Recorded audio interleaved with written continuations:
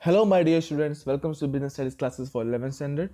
We are doing chapter number 4, that is Business Services, and this is lecture number 2, in which we are going to learn about insurance and its principles with your Jerry sir. So let's start the video. This is our lecture number 2, Business Services. We have already done our lecture number 1, in which we have learned about the concept of business services, and we have learned about the various categories of business services, in which we have completed our first category, that is banking. And today we are going to learn about the second category, that is insurance.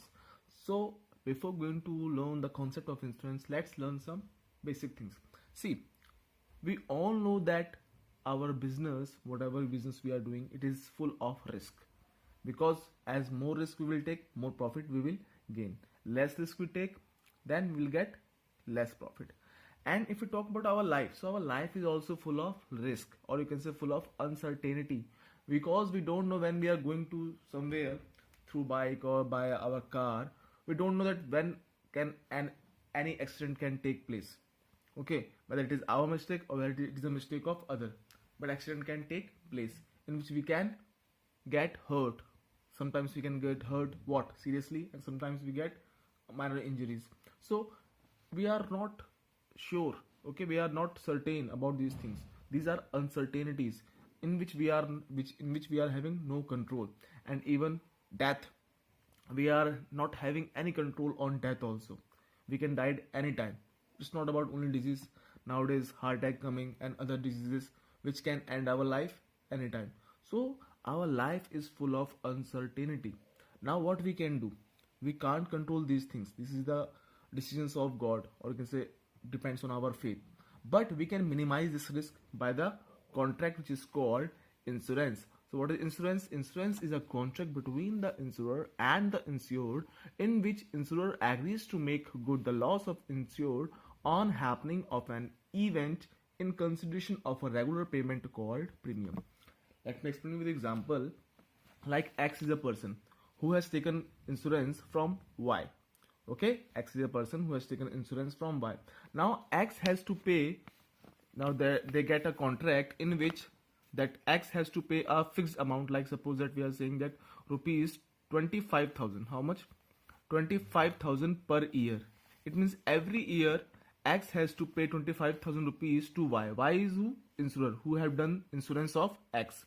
X is the person who is getting this insurance. So Y is the person who is doing the insurance of X. So this contract in which that he is saying that the X has to pay 25,000 rupees per year to Y for, you can suppose, you can say that for 10 years. How much? For 10 years. For 10 years he has to pay 25,000 rupees per year, okay, to Y. And in this case, if he face any loss in his what you can say due to fire, so that loss can be compensated by Y. So that is the what? Contract, which will be in written form, and the written form is called insurance policy. Like this agreement or contract is in writing and is known as insurance policy. So insured is what? The insurance, the individual, or you can say firm, who gets compensation of loss. It means individual, I can do also can done my insurance through any company. Even the companies also get their insurance from other companies. Companies known as insurance companies. Like the individual, who is insurer?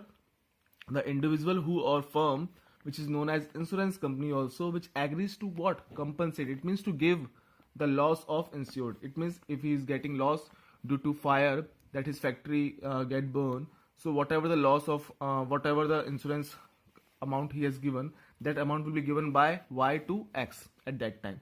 It is called what? Covering of the risk. Okay, what? Covering of the risk, or minimizing the risk. That is called only what? Insurance. It's called what? Insurance. Now we're going to talk about the principles of insurance, which are very important from your exam points of view. The first principle is what? Principle of utmost good faith. See, between insured and insurer, there should be what? Utmost good faith. It means they should not hide any information from each other. If we're talking about the X, that is insured, he should not hide anything about his, if he's taking any health insurance, so he should not hide anything about his health from Y. In the same way, Y should not hide anything about the insurance policy from X. So this relation is based on utmost good faith. Okay, so both the parties should not hide any fact. Then comes what? Principle of insurable interest. Now it is very important. Just try to understand with the example. Suppose that X is the owner of a car, okay, and what happens now? He wants to purchase new car, so he sold his old car to Y. He sold his car to Y. Suppose that he sold his car to Y. We can say that in 2019. In 2019 month December, he sold his car to Y. Now what happened? Whatever the insurance policy now will be paid by Y. Now Y will pay that insurance policy, okay? Because he has an insurance of his car. So that policy premium which he is going to pay, like I have explained you earlier, which is premium. Now it will be paid by Y to the insurance company. Now Y will pay that what you can say that insurance premium to the company, because now Y is the new owner of that car. Okay. Now what happened? He has sold his car to Y in 2019 December month. Now in March month, after 3 months, we can say in March month 2020, what happened? Some you can say that that his car is stolen by some thief. His car is stolen. What happened? His car is stolen. Now he has done insurance, which is paid by further paid by Y. Okay. Now he will go to whom? Insurance policy. It means he go to insurance company and he will claim the what? Insurance, that I want that amount because I have done insurance, I have paid the premium, so I want that amount. So insurance company will pay that amount to whom? To X or to Y? Just tell me. Now just pay attention towards here. Now the new owner of the car is who? Y is the new owner of the car. Now X not remain the new owner of the car. It was the old owner. Now full ownership went to Y. So the claim, the money will be given to whom? To Y, not to X, because now X has no interest on that car, because Y has full interest on that car, because Y is the new owner of that car. That's why this principle of insurable interest says that now the compensation, or you can say amount of compensation, will be given to Y but not to X. Okay. Now next principle is principle of indemnity. This principle says that insurance is not a contract of making profit.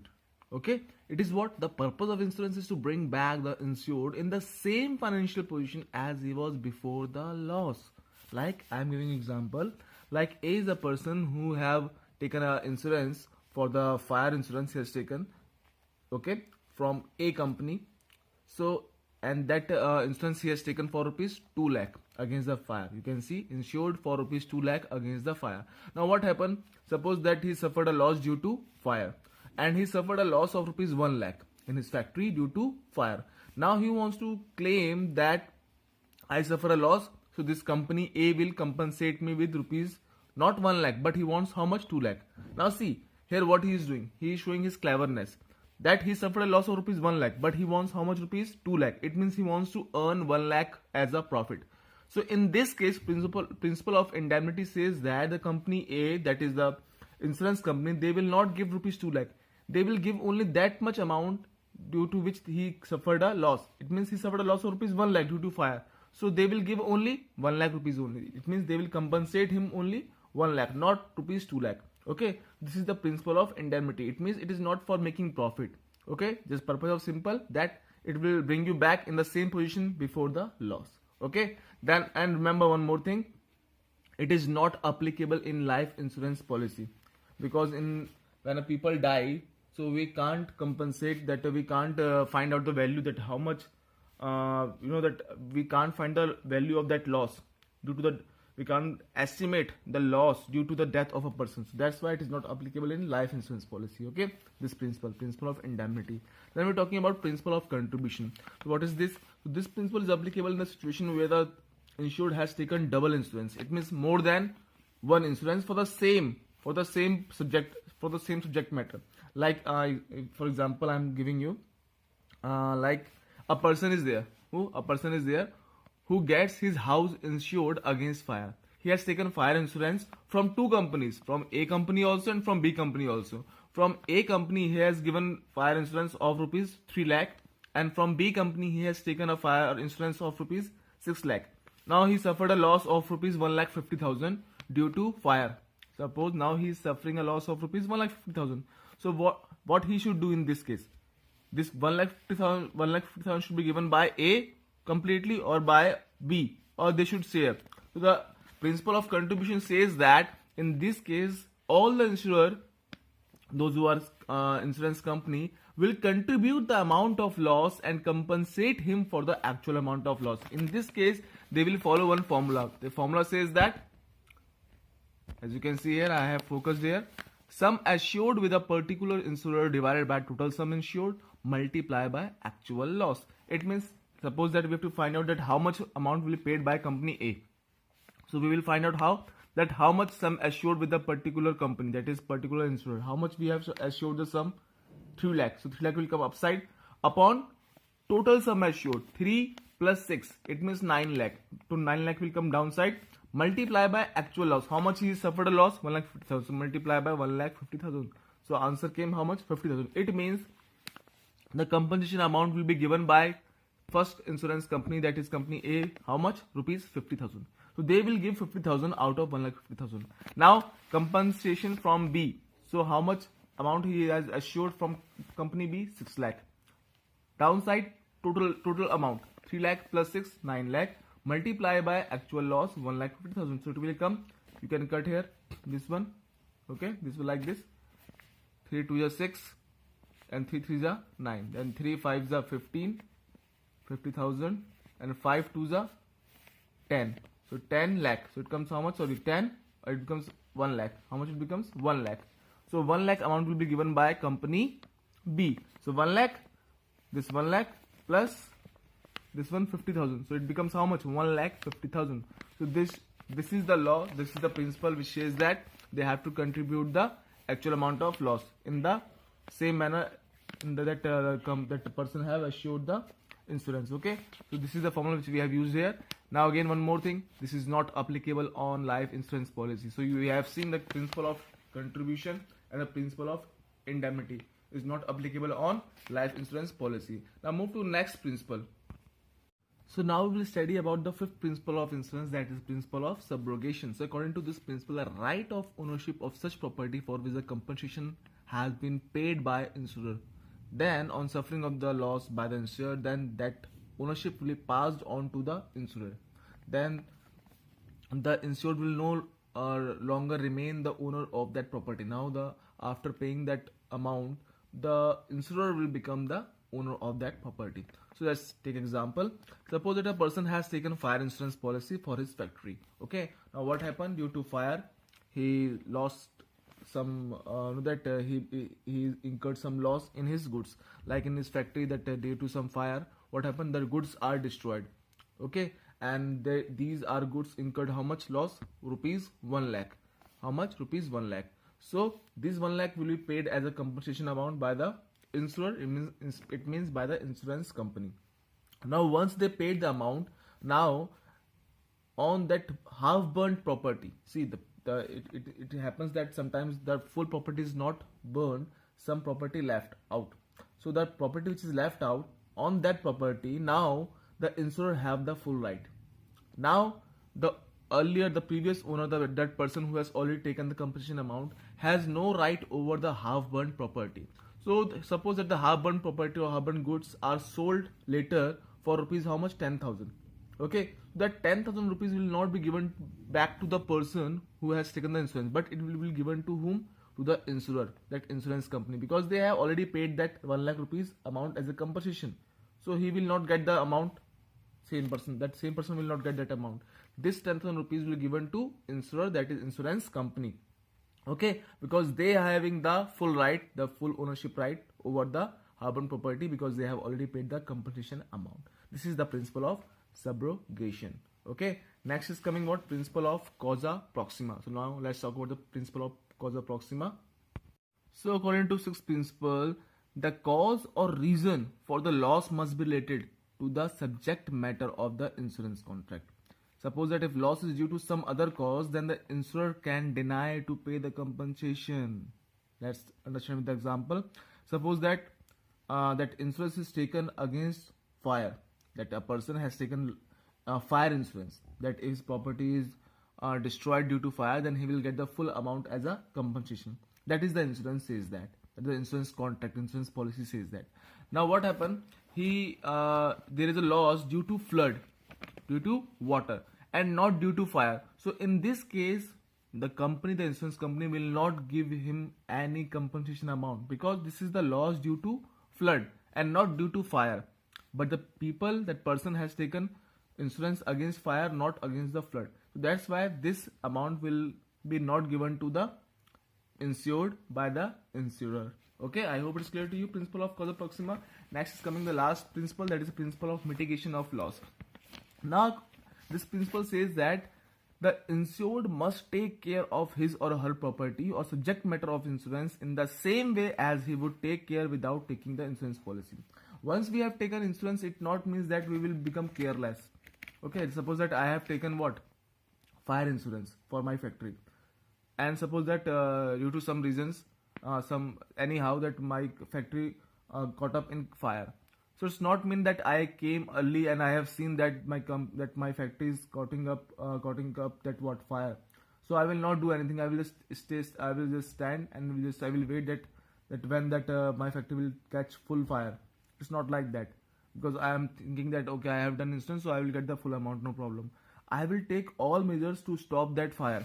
So like if a person has taken a fire insurance policy for his house and when the fire breaks out, he or she should take all the measures to stop the fire and minimize the loss rather than what? Watching the fire, because he or she will get compensation from insurance policy. It should not be like that we are just watching that we will get the compensation amount. So okay, let it be. It's not like that. We will take all the measures to stop that fire. This is the what? Principle of mitigation of loss. So these are the 7 principles which we have learned under the principle of insurance. So I hope it's clear to you what are the principles of insurance. Okay. Now let's talk about the two terms which looks very similar but they are different. That is insurance and assurance. See, insurance is what? In contract of insurance, the insured must suffer a damage or loss to claim the compensation. If I have done fire insurance, so for that, in order to get the compensation of that fire insurance, my factory, my house should caught up in that loss due to fire. Then only I will get that what? Compensation. Otherwise I will not get that compensation. Okay, so like example, you can say fire insurance, even I can do marine insurance and many more, health insurance and etc etc. But in case of assurance, that they assure you that whether that whether you have taken assurance, like life insurance policy you have done. So life insurance policy says that if your husband or if you will die, the amount will be given to your family persons. And it's not case that if you will not die, that you have done that insurance for 20 years and after 20 years you are still alive. So it's not like that they will not give you amount. Still after 20 years they will give you the amount. So in contract of assurance, the sum is bound to be paid whether the insured suffers a loss or not. If they are suffering loss, then also they will give. If not, then also they will give. It's not like insurance that if you will not suffer loss, they will not give the amount. It's not like that. Okay, so this is the difference between insurance and assurance. As a word is there assurance, so there is assurance that they will give you amount. Okay, this is the main difference between insurance and assurance. At last, I just want to say, be safe and God bless you all.